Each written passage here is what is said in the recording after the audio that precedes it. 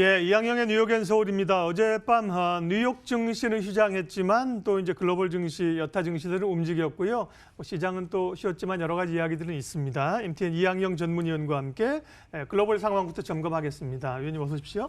네, 이 증시는 휴장이었고요. 다보스 포럼이 시작됐고 보면 세계 경제 포럼에서 이 세계 경제 성장률이 조금 낮아졌다는 이런 전망들도 IMF 전망이었나요? 좀 나왔고요. 간밤에 있었던 얘기 좀 알려주십시오. 네, 맞습니다. 지난주 워낙 뉴욕 증시가 랠리하면서 대부분 유럽이나 아시아도 다 강했거든요. 그렇지만 이제 미국 시장이 오늘 휴장이다 보니까 다른 여타 국가들도 좀 소강 상태였다라고 전 이해를 하고 있습니다. 이번 주에는 역시 어제도 잠시 말씀드렸던 건데요. 유럽 중앙은의 금리 결정이라든가요. 미국뿐만 아니라 주요 글로벌 기업들의 실적 발표가 잇따라 있고요. 역시 중요한 이슈 메이커들은 역시 스위스 다보 포럼에서 많은 사람들이 나와서 다양한 얘기를 할 것으로 알려지고 있습니다.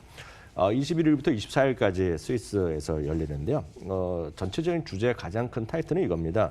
화합하고 지속 가능한 세계를 위한 이해 관계자들의 모임, 뭐 이런 정도인데요. 7가지의 주요 아젠다가 있는데 그중에 아젠다 중에서 탑 1을 환경을 얘기하고 있습니다. 그만큼 메인 아젠다에 대해 중심을 볼 필요가 있겠는데요.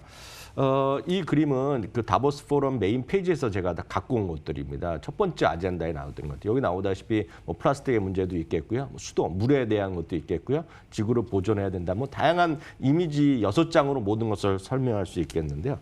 여기에서 이제 작년에 아마존의 산불도 있었고요. 지금 호주에서 뭐 5, 6개월째 이어지고 있는 불도 결국은 지구 온난화에서 따른 뭐 여러 가지, 물론 그 안에 또 내부적인 요인이 있을지 모르겠지만 그런 요인들을 많이 얘기하고 있는 거 아닙니까? 그러다 보니 향후 환경 문제, 지난주에 있었던 블랙록의 레리 핑크 회장의 서스테이너빌리티 이런 것들을 모든 경영의 중심에서 놓겠고 투자 전략의 중심에 놓겠다는 그런 것에서부터 확산 일로에 있다라고 보셔야 되겠습니다. 2020년에는 ESG의 요인을 자산 운용에 적극 반영한다는 얘기하고 있고요. 화석 연료 관련 매출이 전체 25% 넘는 기업들은 투자 목록에서 빼겠다는 얘기까지 하면서 계속 얘기가 나오고 있습니다. 결국은 환경이라든가 사회 문제 그리고 거버넌스의 문제, 소위 ESG 인베스트먼트가 어제도 말씀드리고 계속 강조드리지만 2020년에 글로벌 자산 운용 시장에서도 큰 화두가 될 거라고 보고 있고요. 작년까지만 하더라도 어떤 선언적 의미였다면 이제는 진짜 돈에 관한 문제가 되겠습니다. 다만 이제 ESG 이런 얘기를 하면 좀 좋게 보는 분들은 그래서 우리나라의 환경 관련주를 찾고 우리나라에서 탄소 배출과 관련 주식을 찾지만 그렇게 보시면은 상당히 너무 편협하게 보시는 거가 되겠고요. 여러분 조금만 검색해 보시면 국내에도 마찬가지 해외에서도 ESG 관련 펀드나 ETF들이 꽤 많이 있는데요. 여기서도 하나하나를 특정하는 것들이 있습니다. 역시 태양광이라든가 풍력이라든가 뭐 다양한 것들이 등등 나오고 있는데 그거보다는 ESG의 경영 철학에 맞는 기업들은 종합적인 것들을 찾는 노력이 필요하겠고요. 이건 역시 해외에도 있지만 국내에서도 ETF에 상장된 것들이 꽤 있으니까 그런 것들을 좀 염두에 두시면 좋겠다. 조언을 드리고 싶네요. 예, 어제는 뉴욕 증시 휴장이었지만 이제 이어지는 흐름 가운데서도 사실 고평가 좀 논란이 있고요. 결국 실적이 어떻게 나오느냐가 중요한데 미국 뉴욕 증시는 최근에 금융주에 꽤 주목을 하고 있다고 합니다. 어떤 이유에서입니까? 네, 맞습니다. 지난주에 이제 역시 시장의 실적 시즌 첫 테이프를 여는 건 상당히 은행주이기 때문에 금융주가 이제 영향을 미친 건 사실이 되겠고요.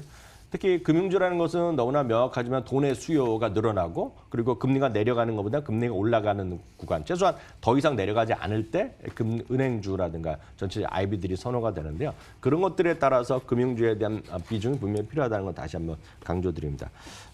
지난주에 대부분의 한두 개 정도, 웰스파고 정도 대회하고는 대부분이 실적을 깜짝 실적 내지 긍정적 실적을 발표했습니다. JP모건도 그랬고 모건 스탠리도 그랬고 블랙락도 그랬고 다 마찬가지였는데요. 최근 이 전체적으로 그 표를 하나 보여드리겠는데요. 중간은 배당 수익률입니다. 5개 정도 은행을 보여드리겠는데요. 6개죠. 대부분이 2% 이상의 배당 수익률. 지금 S&P 500 기준으로 보면 한 1.8% 정도 됩니다. 그 와중에 2%가 넘고 물론 2.5% 넘는 것들도 있거든요. 모건 스탠리도 2.7%의 배당 수익률인데요. 12개월 예상 실적 기준을 보면 지금 13배 이하 정도가 대부분에 나 있습니다.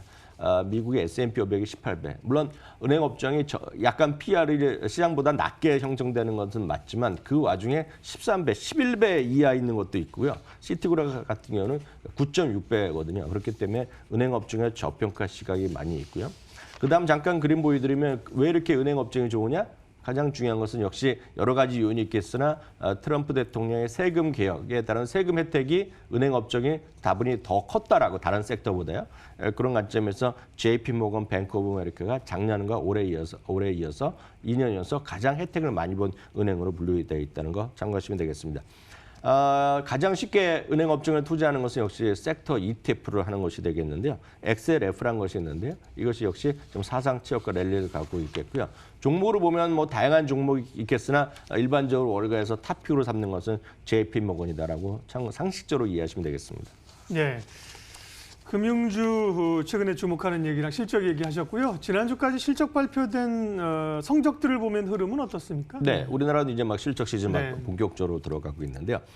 미국은 지금 S&P 500 기준으로 보면 한 8% 정도인가요? 44개의 기업이 실적을 발표했는데요. 70% 정도가 기대 이상의 이익을 발표했는데요. 딱 평균 정도 수준이라고 보시면 되겠습니다. 레피니티브 기준을 보면 지난주 초만 하더라도 마이너스 0.6% 정도로 예상됐는데 조금 더 내려갔습니다. 0.8% 정도 생각을 하시면 되겠고요. 11개 섹터가 있다고 말씀드렸습니다. 글로벌 산업 분류 체계에 가면 11개 섹터입니다. 우리나라도 그렇게 쓸 수 있지만 우리는 뭐 다양한 뭐 비용 문제 때문에 그걸 딱 쓰진 않는데요. 11개 섹터가 11개 중에 7개 섹터는 이익이 증가합니다. 특히 유틸리티라든가 금융업종, 여기도 또 금융업종 나오지만 유틸리티로 사상 최고가 어제 말씀드린 건데요. 그만큼 이익이 증가하는 쪽에서 지금 주가가 상승 탄력이 세지고 있다라고 보셔야 되겠고요. 한편 1분기를 보면 1분기는 한 5.8% 정도로 대동소이합니다. 레피니티브, 팩트, S&P 다 비슷하게 5에서 6%대 이익 전망이 예상되고 있는데요. 바로 이 부분이 올라갈 수 있는지 내려가야 하는지가 관전 포인트가 되겠고요. 특히 이제 필수 소비재라든가 기술 섹터, 헬스케어 섹터가 예상보다 이익 전망이 상향 기업들이 계속 많이 나오고 있고요. 바로 이런 부분에서 여전히 지난주에서 기술주 섹터, 커뮤니케이션 서비스 이런 쪽에 대한 관심을 상대적으로 높이면 될 것 같고 여기에 해당되는 것들이 대표적으로 우리가 흔히들 얘기하는 팡이 대표적인 것들이 들어갑니다. 애플, 그리고 구글, 페이스북 이런 것들이 실적 전망이 상향되는 그런 쪽에 속해 있다라고 참고하시면 되겠습니다. 네, 뉴욕 앤 서울 오늘도 MTN 이항영 전문위원 함께했습니다. 수고하셨습니다.